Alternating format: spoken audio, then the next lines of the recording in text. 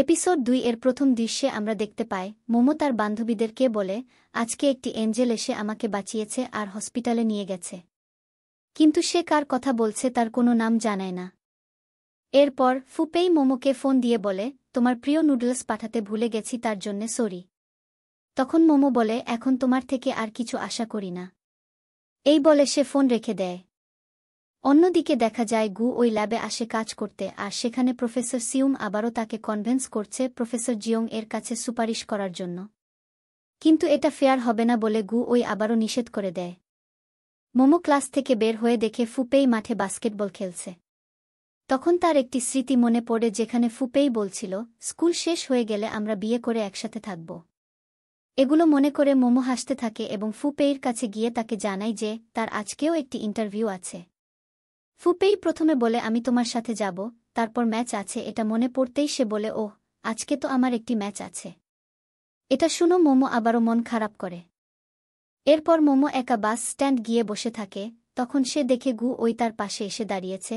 আসলে ফুপেই তাকে একটি ভিডিও দিয়ে ব্ল্যাকমেইল করে এবং তাকে বলেছে সে যদি আজ মোমোর সাথে যায় তাহলে সে ভিডিওটি ডিলিট করে দেবে। তারা দুজনে একসাথে বাসে উঠে পড়ে, কিন্তু গু ওই মোমোর পাশে না বসে পিছনের একটি সিটে গিয়ে বসে। আর মোমো তার ইয়ারফোন লাগিয়ে গান শুনতে থাকে। তখনই বাসে প্রফেসর সিউম উঠে পড়ে এবং তাকে দেখে গু ওই মোমোর পাশে গিয়ে বসে পড়ে। প্রফেসর গু ওইকে দেখে তার সামনে এসে বসে আর আবারও তাকে জিজ্ঞেস করতে থাকে সে সুপারিশের ব্যাপারে কি ভেবেছে। গু ওই এই সব থেকে বাঁচতে স্যারকে বলে পাশের মেয়েটা আমার গার্লফ্রেন্ড আর সে আমাকে এইটা করতে নিষেধ করেছে। তার কথা শুনে মোমো চমকে উঠে, কারণ গু ওই তাকে তার গার্লফ্রেন্ড বলছে, কিন্তু তার বিপক্ষে কিছু বলেনি। সিউম মোমোর দিকে তাকিয়ে হালকা হেসে বললেন তোমাকে দেখেই সব বোঝা যাচ্ছে। এখন পরিষ্কার কেন গু ওই নিজের আইডি পর্যন্ত মনে রাখতে পারেনি। ভালোবাসায় থাকলে এমন ভুলগুলো খুব স্বাভাবিক। এরপর বলে গু ওই জরুরি পরীক্ষা দেয়নি, আমরা তাকে একটা শেষ সুযোগ দিতে চাচ্ছি। কিন্তু গু ওই এতে রাজি হচ্ছে না আর প্রফেসর জিয়ং এর কাছে সুপারিশ করতে চাচ্ছে না। আরও বলে সে যেন গু ওইকে বোঝায়, এ কথা বলে প্রফেসর বাস থেকে নেমে যায়।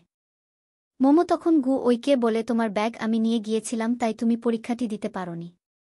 তখন গু ওই বলে না, ওই দিন মাটি থেকে ব্যাগ প্রথমে আমি নিয়েছিলাম তাই আমার ভুল। এর মধ্যে তারা গন্তব্যে পৌঁছায়। মোমো ইন্টারভিউ দেওয়ার জন্য ভিতরে যায় আর গু ওই তার জন্য বাইরে অপেক্ষা করতে থাকে। মোমো বের হয়ে দেখে গু ওই রাস্তায় বসে এক ধরনের ইকুয়েশন মিলাচ্ছে। মোমো তার সাথে এতদূর আসার জন্য গু ওইকে ধন্যবাদ জানায় এবং তাকে নিয়ে একটি রেস্টুরেন্টে খেতে যায়। খাবারের জন্য ওয়েট করতে করতে গু ওই লাটিম নিয়ে খেলতে থাকে আর তাকে দেখে আরও কিছু বাচ্চা তার সাথে এসে লাটিম এর চ্যালেঞ্জ দেয়। এই সব নিয়ে তারা কিছুক্ষণ মজা করে এরপর তারা খাবার খায় এবং বাসায় ফিরে আসে। গু ওইকে দেখে ফুপেই জিজ্ঞাসা করে মুমুকে তোমার কাছে কেমন লাগে। গু ওই তখন কিছুক্ষণ আগে ঘটে যাওয়া একটি ফ্ল্যাশব্যাগে চলে যায়, যেখানে আমরা দেখতে পাই বাসে করে আসার সময় মোমো ঘুমের মধ্যে বারবার গু ওইয়ের কাঁধের উপর পড়ে যাচ্ছিল আর গু ওই তার কাঁধে টিস্যু রেখে মোমোকে মাথা রাখার ব্যবস্থা করে দেয়া। এগুলো মনে করে সে মনে মনে হাসছিল। এদিকে মোমো তখন সারাদিন ঘটে যাওয়া গল্প বান্ধবীদের বলছিল। তখন তার বান্ধবীরা বলে এটা কোন এঞ্জেল যে তোমাকে বারবার সাহায্য করে, তার নাম তো বলো। মোমো বলে ওকে তোমরা চিনবে না, ওর নাম গু ওই। তখন সবাই অবাক হয়ে যায়, কারণ গু ওই একজন ভালো স্টুডেন্ট হিসেবে স্কুলে সবার কাছে ফেমাস। এটি জানতে পেরে মোমো প্রফেসর সিউম এর সাথে যেয়ে প্রফেসর জিয়ং এর সাথে কথা বলে। সে প্রফেসর জিয়ংকে সবকিছু খুলে বলে এতে প্রফেসর তাকে কয়েকটি কোয়েশ্চেন পেপার দেয় আর বলে এগুলো গু ওইকে সমাধান করতে হবে। সে যদি এই কোশ্চেনগুলোর সলিউশন বের করতে পারে তাহলে তাকে ক্লাসে নেওয়া হবে। এরপর মোমো ফুপেইকে ঘটনাগুলো বললে ফুপেই বলে গু ওইকে সরাসরি গিয়ে বললে সে কখনো এটিতে রাজি হবে না, তাই তাকে দিয়ে অন্য কোনোভাবে এটির সলিউশন করানোর ব্যবস্থা করতে হবে। এরপর মোমো আর ফুপেই গু ওইয়ের কাছে গিয়ে বলে প্রফেসর জিয়ং বলেছে তুমি কোনোভাবেই এই কোয়েশ্চেনগুলোর সমাধান করতে পারবে না। তোমার মতো অনেক স্টুডেন্ট প্রতি বছর আসে আর যায়। গু ওই এ কথাগুলো চ্যালেঞ্জ হিসাবে নেয় এবং সাথে সাথে সে কোয়েশ্চেনগুলো নিয়ে বসে পড়ে। ইকুয়েশনগুলো বেশ কঠিন হওয়ায় তার অনেক সময় লেগে যায়, তবুও সে সবগুলো সলিউশন বের করতে পারে। কাজ শেষ করে তারা তিনজন একসাথে ডিনার করতে যায়। তখন আমরা দেখি ফুপেই তার বন্ধুদের সময় না দিয়ে সারাক্ষণ ফোনে তার অন্য বন্ধুদের সাথে গেম নিয়ে কথা বলতে থাকে। তারে এ কাজে বিরক্ত হয়ে মোমো অনেক বেশি ড্রিঙ্ক করতে থাকে। সে সময় সেখানে আবার প্রফেসর সিউম এসে পড়ে।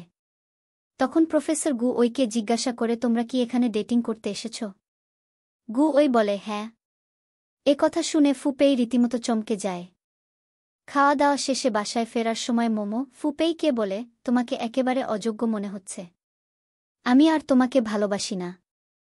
এটি বলে সে হোস্টেলে চলে যায়। ফুপেই এবার গু ওইকে জিজ্ঞাসা করে, তোমার সাথে মোমোর সম্পর্ক কি? তখন গু ওই বলে, ওই দিন তুমি যখন আমাকে মোমোর সাথে ইন্টারভিউতে পাঠিয়েছ তখন বাসে প্রফেসর সিউম উঠেছিল আর বলছিল আমি যেন প্রফেসর জিয়ং এর সাথে দেখা করে সুপারিশ করি। তাই আমি মিথ্যা বলেছি যে মোমো আমার গার্লফ্রেন্ড আর ও আমাকে এটা করতে নিষেধ করেছে, যেন প্রফেসর আমাকে আর ডিস্টার্ব না করে। ফুপেই বলে, কিন্তু এখন তো তোমার পরীক্ষা হয়ে গেছে, এখন কেন মিথ্যে বললে? এইবার গু ওই বলল, যেন তোমার শিক্ষা হয়। ফুপেই বলে, এর মানে কি? গু ওই বলল, তুমি মোমোর ফিলিংসকে এভয়েড করছ। তা শুনে ফুপেই বলছে, আমরা শুধুই বন্ধু। গু ওই বলল, আচ্ছা, তাহলে তুমি আমাকে এত প্রশ্ন করছো কেন? এটা বলে সে চলে যায়।